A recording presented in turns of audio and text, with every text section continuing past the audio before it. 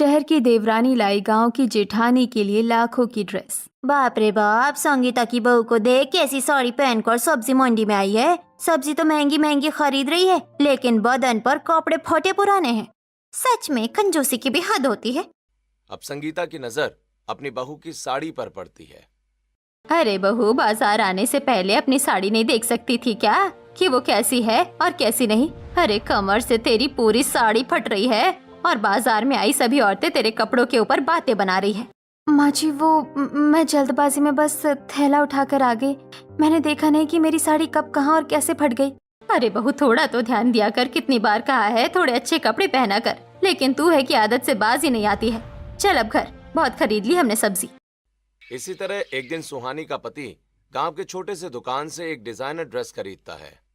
सुहानी कभी अपने लिए खुद से ऐसी ड्रेस नहीं खरीदेगी क्योंकि वो थोड़ी शर्मीली है, लेकिन आज मैं उसे ये वेस्टर्न ड्रेस पहनाकर अपने साथ कहीं बाहर घुमाने लेकर जाऊंगा। अब शाम को सुहानी रसोई में खाना बना रही होती है कि तभी पीछे से पवन आता है। ए सुहानी, खाना बन गया क्या? जी जी, खाना तो बन गया है, मैं भी देती हूँ। आपको भूख लग रही है क्या? अरे नहीं, मुझे भूख नहीं है। जरा कमरे में आना ना, मैं तुम्हारा इंतजार कर रहा हूँ। अब फटाफट सुहानी हाथ धोकर कमरे में आती है जहां पवन के हाथ में एक स्टाइलिश वेस्टर्न ड्रेस होती है। सुहानी, ये लो स्टाइलिश ड्रेस, पहनकर तैयार हो जाओ। आज हम गांव में मेला घूमने जा रहे हैं, वहां मेरे कुछ फ्रेंड्स भी आएंगे। इतना कहकर पवन बाहर जाकर हॉल में बैठ जाता है। दूसरी तरफ सुहानी उन कपड़ों को देख के, हे भगवान, ये ड्रेस तो बहुत ज्यादा छोटी है और इसमें इतने सारे कट भी लगे हुए हैं। नहीं बाबा, मैं ऐसे कपड़े नहीं पहन सकती। बाहर ही तो जाना है खाना खाने, वो तो साड़ी में भी खा सकते हैं। इतना कहकर सुहानी अलमारी से अपनी एक फीकी रंग की सूती साड़ी निकालती है और उसे पहनकर बाहर आती है। अब पवन सुहानी को फिर से वही बोरिंग साड़ी में देखकर गुस्से से चिल्ला उठता है। अरे ये क्या सुहानी, तुमने मेरी लाई हुई ड्रेस क्यों नहीं पहनी? जी, वो ड्रेस बहुत छोटी थी और आप जानते हैं कि मैं शुरू से गांव में रही हूँ, तो मुझे ऐसे कपड़े पहनने की आदत नहीं है। अरे अपना मुंह बंद करो यार सुहानी, हर वक्त मेरा दिमाग खराब करती हो तुम। पता नहीं कब मैं तुम्हें अच्छे कपड़ों में देखूंगा। तुम रहने दो, तुम यही रसोई में खाना बनाओ और जूठे बर्तन मांजो। मैं जा रहा हूँ अकेले। अब इतना कहकर पवन अकेले ही गांव के मेले में चला जाता है। अरे पवन, तू अकेले आ गया? भाभी कहाँ है? तूने तो कहा था कि भाभी आएंगी आज, और तूने तो भाभी के लिए शहरी ड्रेस भी खरीदी थी ना। अब ये सुनकर पवन गुस्से से, अबे क्या बोलूं यार, मेरी वाइफ ना मेरे हर प्लान पर पानी फेर देती है।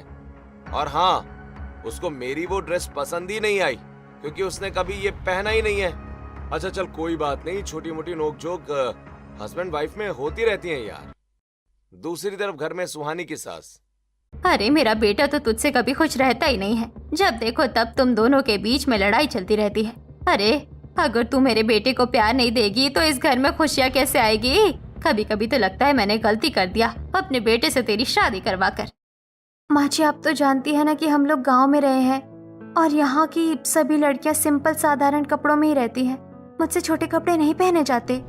समझती हूँ बहू मैं तेरी बात, लेकिन कभी कभी अपने पति के लिए तो पहन सकती है ना।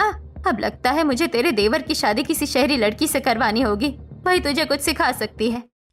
अब इसी तरह कुछ हफ्ते और गुजरते हैं जिसके बाद संगीता पंडित जी से एक शहरी मॉडल लड़की का रिश्ता मांगती है। ये लीजिए संगीता जी, ये रही शहरी मॉडर्न लड़की। ये लड़की पढ़ी लिखी है और जॉब वगैरह भी करती है। हाँ, मुझे कोई दिक्कत नहीं है। वैसे लड़की तो बहुत सुंदर लग रही है। बेटा तू भी देख ले। वैसे पंडित जी, नाम क्या है लड़की का? जी, लड़की का नाम निहारिका है। नाम तो काफी सुंदर है और लड़की देखने में भी अच्छी लग रही है। माँ, मैं इससे शादी करने के लिए तैयार हूँ। अब अगले दिन पूरा परिवार सुंदर कपड़ों में तैयार होता है, लेकिन सुहानी आज भी सिंपल साड़ी और हल्के मेकअप में होती है। भाभी, हम छोटी भाभी को देखने जा रहे हैं और आपको पता है वो शहर की है, स्टाइलिश कपड़े पहनती है और उन्हें पता चलेगा कि उनकी जेठानी आप हो जिन्हें कपड़े पहनने का सेंस ही नहीं है, तो उन्हें कितना बुरा लगेगा। जाओ, जाकर आप थोड़ा सा तैयार हो जाओ और कोई अच्छी साड़ी पहनो।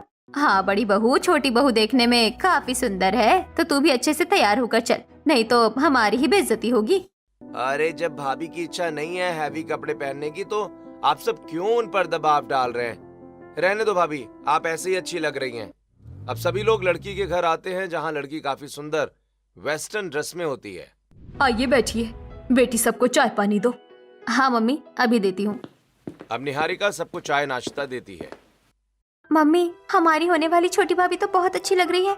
हाँ मालिनी जी, आपकी बेटी सचमुच बहुत खूबसूरत है और कपड़े भी काफी अच्छे पहने हैं। हाँ, इसको कपड़े वगैरह का बहुत सेंस है। मोहल्ले में सब कहते हैं कि इसकी ड्रेसिंग सेंस जैसे ड्रेसिंग सेंस किसी की नहीं है। अच्छा है, लड़कियों पर तो यही सब सूट करता है। अब सभी लोग आपस में बातें कर रहे होते हैं कि तभी निहारिका की नजर सुहानी पर पड़ती है, जो काफी चुप होती है। लेकिन फिर भी निहारिका को सुहानी के चेहरे पर कोई नाराजगी नहीं बल्कि मासूमियत नजर आती है। ये कौन है? काफी चुपचाप है। बहू, ये तुम्हारी जेठानी है, हमारे घर की बड़ी बहू। ये ऐसे ही चुप रहती है और सिंपल रहना पसंद करती है। कोई बात नहीं, सबकी अपनी अपनी चॉइस होती है। सही बात है। वैसे हमें तो आपका लड़का पसंद है। संगीता जी, हमारी तरफ से रिश्ता पक्का है। जी, मेरी तरफ से भी ये रिश्ता पक्का है। अब तो बस अच्छा सा मुहूर्त निकलवा कर बच्चों की शादी करते हैं। अब इतना कहकर लड़के वाले वहां से चले जाते हैं, जिसके बाद 3 से 4 हफ्ते के अंदर निहारिका पूरे विधि विधान के साथ शादी करके अपने ससुराल आ जाती है। निहारिका ने अपनी शादी का लहंगा काफी एक्सपेंसिव और डिजाइनर पहना हुआ है। अरे संगीता, तेरी बहू का शादी का जोड़ा तो बहुत खूबसूरत लग रहा है। मैं एक तस्वीर खींच लेती हूँ फोन में, फिर अपनी बेटी की शादी में मैं भी उसे ऐसे ही लहंगा दिलाऊंगी। सच में संगीता, तेरी शहरी बहू आई है ना, ये काफी सुंदर लग रही है और इसका लहंगा भी काफी अच्छा है। लेकिन मुझे याद है जब तेरी बड़ी बहू गांव में शादी करके आई थी, उसका शादी का लहंगा तो काफी सस्ता था। अब ये सुनकर सुहानी की नजरें नीचे हो जाती हैं और उसे अंदर ही अंदर शर्मिंदगी महसूस होती है। अरे ये क्या बात हुई? आप मेरी तारीफ कर रहे हैं तो करिए, लेकिन मेरी जेठानी को क्यों घसीट रहे हैं इसमें? और उनकी बेइज्जती और बर्दाश्त नहीं कर पाऊंगी। वो मुझसे बड़ी है और मेरी बहन जैसी है, और ये सब लहंगे अभी लेटेस्ट निकले हैं। जब जेठानी जी की शादी हुई होगी तब तो शायद ये सारे मॉडल आए भी नहीं होंगे। हाँ, निहारिका ठीक कह रही है। और बड़ी भाभी की शादी भी तो गांव से हुई थी ना, उनके पास ज्यादा ऑप्शन थे ही कहाँ। खैर चलो निहारिका, हम अंदर चलते हैं। अरे रुक तो जा रे बहू, तुम ये कलश गिराओ और फिर घर के अंदर प्रवेश करो। अब निहारिका कलश गिराकर घर के अंदर प्रवेश करती है। अब आज आराम कर लो छोटी भाभी, रात बहुत ज्यादा हो गई है, बाकी की बातें हम लोग कल करेंगे। अब निहारिका अपने पति के साथ अपने कमरे में आती है और आराम करती है। अब अगले दिन निहारिका ऑर्गेन्जा फैब्रिक में एक स्टाइलिश साड़ी और deep neck with backless blouse carry करती है। मम्मी जी, आज मेरी पहली रसोई है ना, आप सभी मुझे अपनी पसंद बता दीजिए, मैं वही बनाऊंगी अपनी पहली रसोई के खाने में। अरे बहू, इतनी मेहनत क्या करेगी? वैसे ही गर्मी बहुत ज्यादा है, जाओ कुछ हल्का बना लो। चलिए ठीक है, फिर मैं अपनी पसंद से आप लोगों के लिए कुछ बना कर लाती हूँ। अब निहारिका रसोई में आती है जहाँ सुहानी पहले से खड़ी होती है और वो सब्जियों को काट रही होती है। अरे जेठानी जी, आप क्यों काम कर रही है?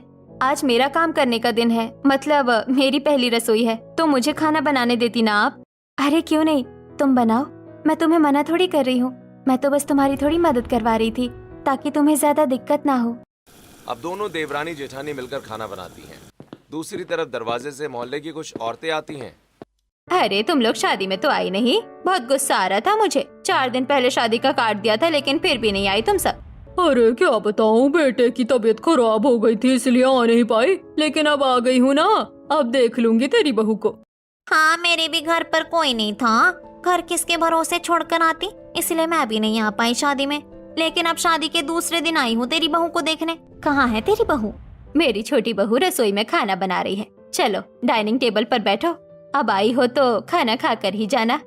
अब सभी लोग डाइनिंग टेबल पर बैठते हैं। दूसरी तरफ से निहारिका हाथों में खाना लिए डाइनिंग टेबल पर आती है और खाने को टेबल पर रखती है।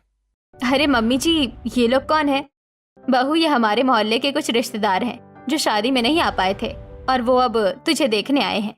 अब सभी लोग खाना खाना शुरू करते हैं। कुछ दूर सुहानी भी खड़ी होती है। खाना तो बहुत अच्छा बनाया है तेरी छोटी बहू ने। संगीता, खाना छोड़ो, बहू के कपड़े भी बहुत अच्छे लग रहे हैं। कहाँ से लिया बहू तूने ये साड़ी? जी, शहर में काफी एक्सपेंसिव मॉल है, तो मैं माँ के साथ शादी के पहले वहीं शॉपिंग करने गई थी। अच्छा, हाँ, तू तो शहर से है ना, तभी तेरा पहनावा इतना सुंदर और डिजाइनर है। ब्लाउज भी काफी प्यारा है। पीछे घूम, पीछे से ब्लाउज दिखा कैसा है। अब निहारिका पीछे घूमती है तो पीछे से ब्लाउज काफी बैकलेस और स्टाइलिश होता है। ब्लाउज तो बहुत अच्छा है, थोड़ा मजाक करो, बुरा मत मानना बहू, लेकिन तेरा पति तो बहुत खुश हो जाएगा तुझे ऐसे देखकर।